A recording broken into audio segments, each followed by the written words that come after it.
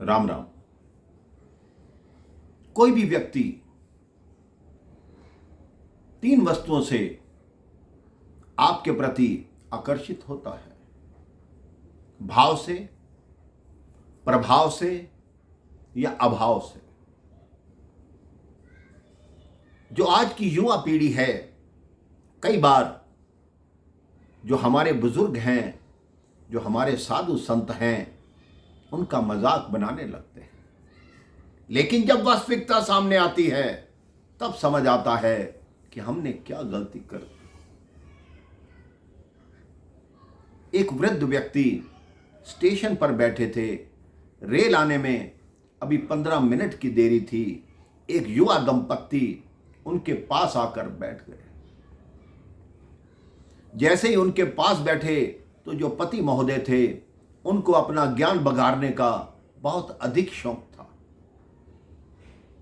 उन्होंने इस वृद्ध व्यक्ति को देखा जो कि श्री रामचरितमानस हाथ में लेकर उसका जाप कर रहे थे।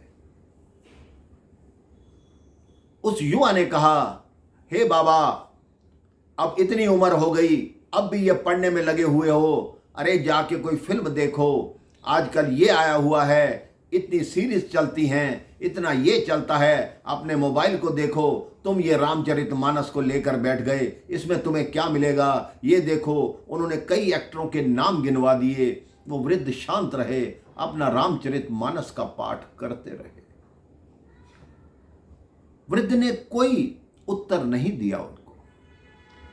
वो युवा अपनी पत्नी से कहने लगा, देखो लोग कैसा पाखंड करते हैं, यहां रामचरितमानस खोल के पढ़ने लग जाते हैं। तब भी वृद्ध ने कोई उत्तर नहीं दिया। 15 मिनट के बाद रेलगाड़ी आई।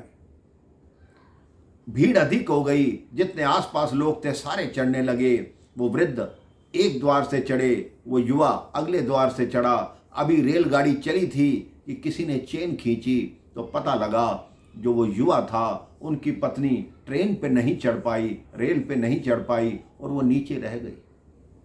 जब वो अपनी पत्नी को लेके ऊपर आए तब उस वृद्ध ने कहा, तुम मुझे नीचे बहुत ज्ञान दे रहे थे, अब मैं तुम्हें समझाता हूं कि ज्ञान की क्या परिभाषा है। उस वृद्ध ने कहा, अगर तुमने रामचरितमानस पढ़ी होती, तुम्हें यह ज्ञात होता कि जब प्रभु श्री राम, मां जानकी और लक्ष्मण जी वन गमन को जा रहे थे, वहां से रथ पर बैठ के अयोध्या से निकले थे, तो राम जी ने सबसे पहले सीता जी को रथ पर चढ़ाया था और फिर स्वयं दोनों भाई चढ़े थे। उसके पश्चात जब केवट की नाव में भी चढ़ना था, पहले सीता जी को बिठाया था, फिर दोनों भाई चढ़े थे। उस व्यक्ति की आंखें नीची हो गई।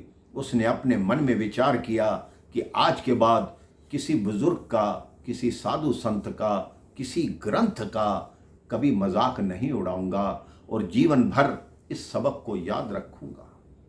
आप भी अपने मन में सोच लीजिए, आप ग्रंथ नहीं पढ़ सकते, कोई बात नहीं, लेकिन उनका सम्मान कीजिए। वो हमारी हिंदू संस्कृति के महान ग्रंथ हैं, उनके आगे नतमस्तक होइए। देखिए आपका जीवन प्रभु श्री राम के बताए हुए मार्ग पर चलने को कैसे तैयार होता है, आपका जीवन कैसे सफल होता है। प्रेम से बोलिए राम राम, जय श्री राम।